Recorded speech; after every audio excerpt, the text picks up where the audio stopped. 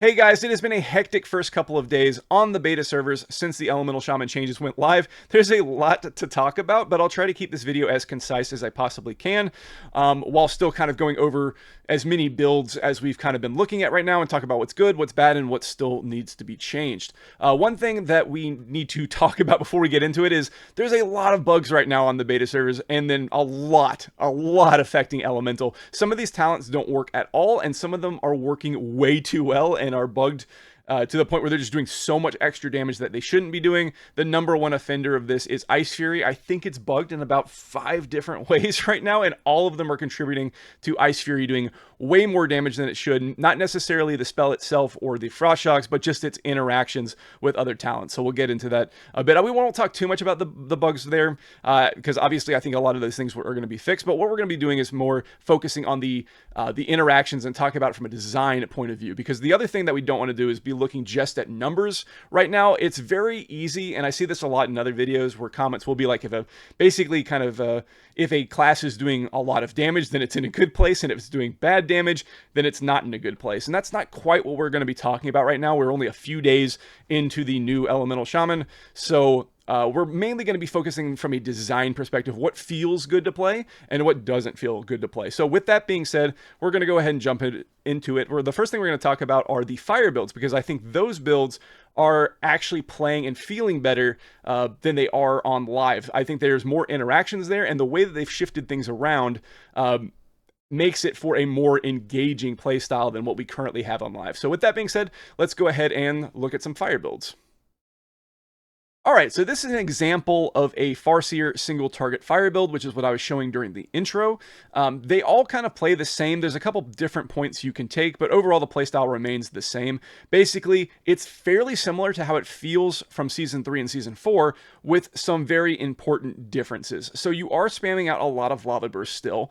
However, the different things that you're pressing outside of that are way more impactful, most notably Ice Fury and also Elemental Blast. Elemental Blast now hits like a truck, so your damage is now more focused on making sure that you're getting out those Elemental Blasts, not capping on Maelstrom like you would be doing on live, and then also weaving in occasionally the Ice Fury so that you can get Elemental fusion of the elements, excuse me. Also, if you're interested in what all of these new talents do, I did make a video going over everything that has changed in a previous video, so that we don't have to stop and talk about every single thing as they come up here. So this video doesn't also get to become 54 minutes. So if you're interested in that, feel free to check that out. I'll also have a link to the blue post in the description as well. So Elemental Fusion, allowing you to, after casting Ice Fury, the next time you cast a Nature and Fire spell, it gives you a free Elemental Blast. Nature and Fire spell, you can also just cast Elemental Blast to trigger this. So that makes it very easy to line up with Elemental Blast, get even more damage out. So things like casting Ice Fury, casting Elemental Blast suddenly have much more importance than they ever did in Season 3 and Season 4. So it's basically, yes, still spamming a lot of Lava Bursts, but when you get those procs of Ice Fury and when you're about to cap on Maelstrom, you definitely want to make sure that you're spinning on Elemental Blast. So it's the little things in between, as well as the damage shift more into Elemental Blast, that make this feel better than it does on live. A couple of other points to this. Primordial Wave is now a 30-second cooldown, no longer has Rolling Magma, so you're not getting reductions on the cooldown of Primordial Wave, but it's now 30 seconds, and then also Splintered Elements, it's 20% haste for 12 seconds. So pretty good uptime for a 30-second cooldown. Always going to be wanting to take this pretty much almost in every build. You can find a place to put Primordial Wave, just because of the fact that you're not worrying about Rolling Magma anymore. You can even put this in Stormkeeper builds and make kind of a little fire package just to get that big burst of haste with Splintered Elements. And the other big thing that's very different is obviously having access to the actual button of Ascendance. I have to say, having control over Ascendance, especially right at the pole, so you can have a very, like when you have Lust up and everything, you can press this button and know that you're going to be in Ascendance instead of having to pray for it, does feel much better than it does on live, where you can possibly get in situations where you just run out of Lava Burst in the middle of your Ascendance, or in the middle of your Lust window, which feels really bad. So now that you have this button, you actually can guarantee being into your Ascendance, sometimes almost all the way through your Lust window. Not quite, but you get a good portion of that Ascendance during your lust window. We also have preeminence, which increases your haste during ascendance, and that includes deeply rooted elements anytime those procs. So you get this like nice little burst of haste. This is kind of like what Oath of the Farseer used to be, but no one ever took that point in season 3 or season 4. So it does feel different when you actually proc an Ascendance or when you're in Ascendance getting that extra haste. So it does more than what it was doing on live, because you feel that. You feel that sudden, like, you're turning on the turbocharger for a moment to get that extra haste. Just enough to feel difference in gameplay. So overall, it plays similarly, but it doesn't really work the same, obviously. Getting more little procs that matter from Ice Fury, as well as really making sure that you're spending on that Elemental Blast. Nothing has really changed with Farseer. It's fairly boring. You basically want to use your Primordial Wave and your Ancestral Swiftness on cooldown. You can kind of line that up with Elemental Blast, do a little bit more damage, but outside of that, Farseer just kind of does what it does, and it's mostly passive. And if Farseer didn't exist, you'd play this the exact same way. Nothing would really change. So I do think more changes might be on the way for the hero trees, because especially when we get into lightning builds, they just kind of seem to have not kept up with the changes for the rest of the tree. But for single target, I would give this like a B+, maybe an A, because it is better than what we have on live. I can stomach it a lot more, I think, than what we're playing on live, and it's still very, very mobile. So even though they reduced the amount of access to Lava Burst, it still feels like you have a ton of Lava Burst in this build. You can go very long stretches of time without casting it. It still feels bad to press Lightning Bolt, I will say, because you can go so long without having to cast it. Then when all of a sudden you do need to cast it, it does kind of feel bad. But outside of that, it's definitely a marked improvement over what we currently have on live.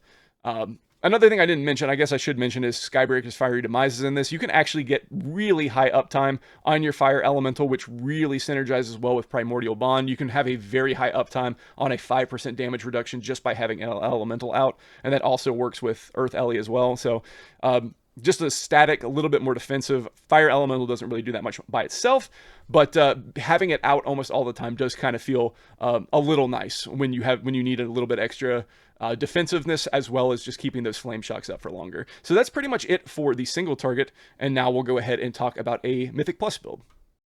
So this is an example of a Mythic Plus Farseer Fire build. It plays fairly similarly to how it is on live right now. You can kind of get away with a lot of Lava Burst spam in between your spenders, but there are some differences. We are taking Echoes of the Great Sundering. I know a lot of people don't like this, but it is very powerful right now. I will say, before we get too far into this, this is one of those extremely bugged interactions with Ice Fury right now. You can basically keep Echoes of the Great Sundering up like almost permanently right now. So the amount of earthquake damage that you're seeing on maybe streams or other videos is probably proportionally way higher than it should be.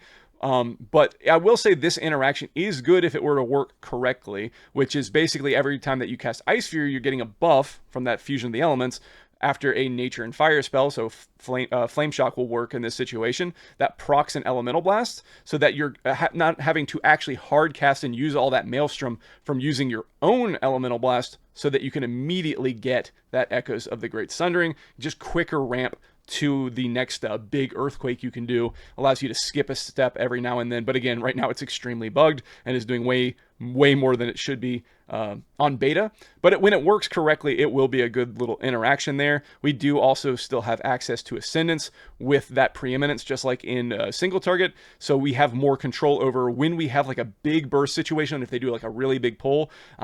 I don't think tanks are going to be like specifically pulling around this necessarily, maybe in higher groups for sure, but it will allow you to guarantee being in Ascendance when you have those big pulls, as well as getting that big burst of haste as well. So it is kind of nice having control over this cooldown. I will say Ascendance still is a terrible cooldown, but at least having control over it, not having to rely on DRE, is quite nice.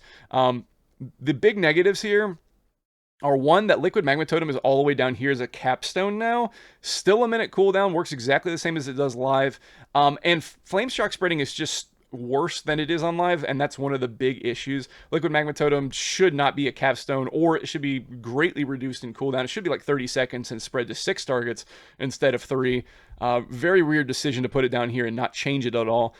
Another issue is that Surge of Power has been our main way of spreading Flame Shocks in Dragonflight, and there's really not a better way to do it in this expansion either, but you just have less access to it because with the Maelstrom generation reduction, it takes so much longer to get back up to an Elemental Blast or an Earthquake to then get that surge of power. So Flame Shock spreading is even more annoying than it is on live, and that can be very, very frustrating at times. And one other issue is that Stormkeeper just does not hit the same way, doesn't have that same super powerful feeling for those two globals you use it because of the reduction in damage to overloads. So it still hits decently hard, if you, especially when you can line it up with like your Ascendants or whatnot. It's just not quite the same generator. You're not overcapping your Maelstrom every single time that you do use a Chain Lightning. So it feels less good. Some people have been experimenting with not even taking it at all, but I don't think that's quite the way to approach it yet, but we'll see how it goes. There might be better places to put your talents.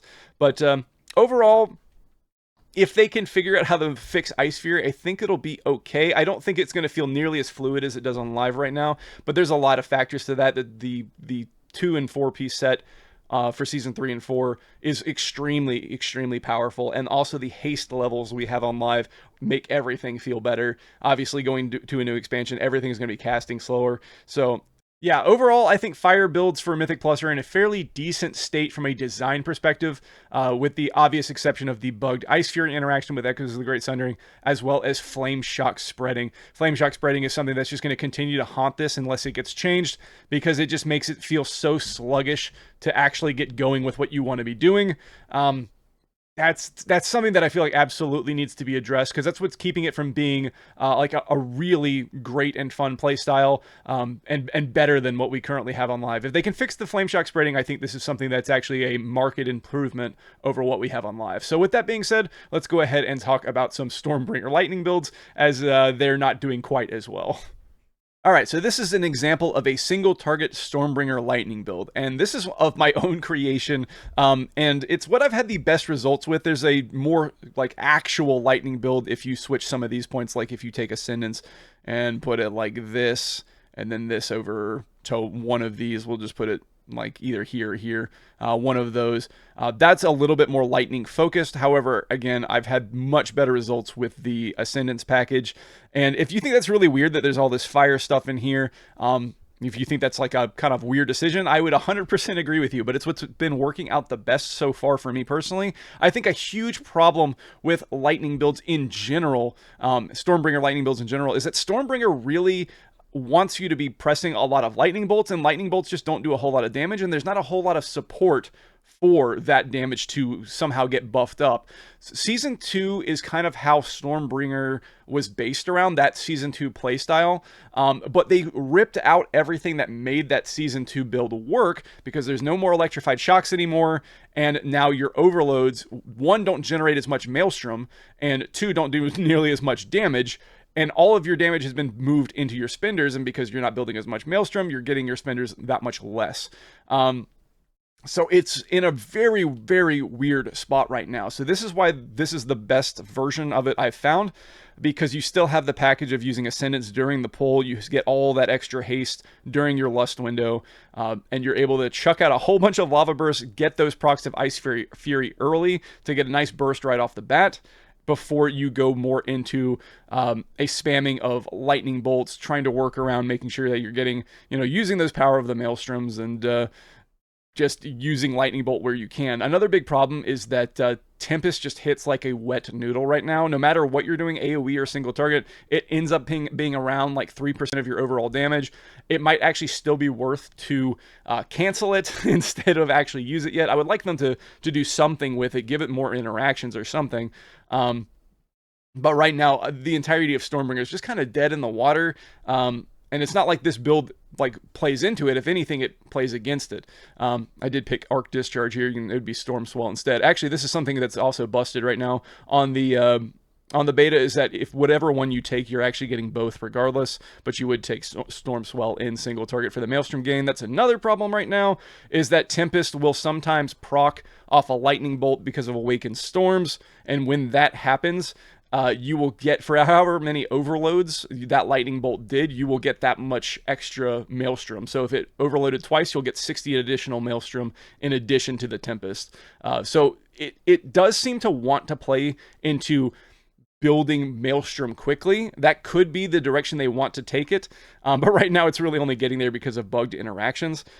Just like with fire builds, a lot of your damage is coming from your spenders, which I think is still a good thing overall, but it just doesn't have a good way of doing damage outside of those spenders. So lightning builds are, again, really directionless. There's not a whole lot of interaction or meaningful interaction between the spells right now, and it's just not there in the talents either. It doesn't matter if you're playing this build or coming down here and taking Lightning Rod. It really doesn't matter. Both of them just don't have interactions. These aren't really changing anything. Lightning Rod, by taking Lightning Rod, you're just doing a little bit more damage from your lightning bolts that already weren't doing damage to begin with. So it's in a very weird place. I think Stormbringer needs to be completely redone if this is the new setup, unless they come back through and do more changes to the elemental shaman tree. But right now, there are just no interactions in the entirety of the tree to really support a lightning type playstyle. And I think that's kind of a big issue that we're going to see moving forward if they don't make changes to this. And that's going to be continuing when we start talking about Mythic Plus. So if we go ahead and start talking about a Mythic Plus build, there's a couple different builds you can try with this too. This is what I was messing around with. This gives you the Liquid Magma Totem and Primordial Wave package, just to give you that haste on a 1 minute, or every so often you get a nice burst of haste right as you're starting a pull, which it can be effective, but again, just doesn't really feel like it fits in a lightning build. There are some other ones that also take Lightning Rod as well, but again, Lightning Rod does not feel good at all at the moment. I think that will be how it eventually wants you to play. I think if you want to go ahead and start messing around with it, taking something like this might be better. You could also get rid of the package completely of Primordial Wave and Liquid Magma Totem and kind of put them in places where it makes a little bit more sense. Like taking Everlasting Elementals, which I don't believe is working right now, as well as, I don't know, Storm Fury, which is also extremely bugged, and I've been trying to stay away from it. You can get a lot of value out of Storm Fury right now, but it is incredibly bugged. So maybe something like this, or taking Echo of the Elements, or Primal Elementalist. None of it really changes the playstyle. Honestly, as soon as you remove the fire package, all of a sudden it does just kind of become more Chain Lightning focused, Chain Lightning, Elemental Blast, and Earthquake focused. But the problem with that, the problem with taking out any kind of fire package right now from a Stormbringer build is you just do no damage in single target. And that becomes, obviously, very problematic. So with that being said, all Stormbringer builds right now play very weirdly. Again, for what I have been testing, what I have found, if you want a single target build, adding in the fire package, the Ascendance package, does actually decent damage. But overall, there's just really no direction here. I think that's the real issue. That's my biggest thing of feedback, is there's just no direction with Lightning. There's no interaction with Lightning. And it is kind of flipped. The fire build now has more interactions than the Lightning builds. But there just needs to be something that changes here. And I don't really know what the direction to take would be with that. There just needs to be something, maybe something in the tree that allows overloads to generate more Maelstrom so that we can get to those Elemental Blasts quicker. Something like that. I don't know. It's just by stripping out things like Electrified Shocks and the Maelstrom generation, it just feels like it just doesn't have anything. So it needs something else. They just feel, like I've said it a couple times now, they feel very directionless. And we'll just go ahead and tack this on to the end here too, is that they feel very, like another archetype that they mentioned was the Weaving playstyle. And outside of the fire build weaving in Ice Fury, and you would be doing that here in a Stormbringer build too, because of how much fire stuff you have access to, you get to proc Ice Fury more often. Outside of the procking of Ice Fury, and wanting to play around it because of how powerful it can be with Fusion of Elements, there's really nothing to support Weaving at all. And I think that's a huge miss. There's just really nothing that has a true Weaving playstyle. There's nothing that wants you to cast both Lightning Bolt and Lava Burst at all. They kind of feel very separate. I mean, even Lightning builds want you to cast Lava Burst, but they don't really want you to. It doesn't really interact in any real meaningful way. Master the Elements is about the only thing that has any kind of meaningful interaction, but you're not really thinking about it outside of Ice Fury. So yeah. So at the kind of bringing this all back together, Fire builds are in a much better place. They're not perfect. I think Flame Shock spread is something that really needs to be worked on. Because it's just not there, and it's so much harder to do with the increase or with the decreased Maelstrom generation. But overall, do play better in my opinion than to what is on live. And then for lightning builds, I just don't know what they're going for here. I think it's very clear that Stormbringer was made with the season 2 build in mind that no longer is possible to exist. So I think Stormbringer needs kind of a full rework, as well as there just needs to be more talents that interact with casting lightning bolts and overloads and whatnot. But something needs to change there. Tempest needs work. It either needs to do damage or it needs to have some hook with the rest of your kit. And then one other thing I just want to mention, because I know this is kind of rambly at this point. You have to make the decision. This is a really weird choice. If you want to get Lightning Rod, you have to make that decision right here. You have to take this point and basically every point straight down. The only option you have is either going this way or this way, and outside of that, you have to take either one of these two and then every single point all the way down. So that's a very weird decision. There's no way to come into it at any other point all the way down unless you took like Power of the Maelstrom here. And then above that, you would have had to take Primordial Fury, Swelling Maelstrom, and then all of this as well. So very locked in to get down to Lightning Rod. There needs to be more pathways to kind of cut into the middle instead of having to make that commitment all the way up here. That's just weird pathing. That's kind of my only real issue with the tree, that and Liquid Magma Totem being way at the bottom. I don't think that's a good place for it either. It's overall, I'd say it's a better, I would say like just within the first 3 days of testing, I'd say it's a better built tree at the, just at surface level, but the big problems of just not having really a lightning build, not really having a weaving build, and only really having fire builds that work right now are kind of the big issues. So hopefully we get some iteration on these talents. Hopefully Stormbringer gets a facelift to work with the new talent tree. Hopefully we'll see that coming soon. But that's my current feedback. Hopefully we've got more changes in the works coming soon, hopefully on Tuesday or something like that. If not Tuesday, then next week. So yeah, what do you guys think right now? What is your feedback? Have you tried out any builds that you want to share? Because obviously there's a ton of different things that you can try. These are just what has been working best for me personally.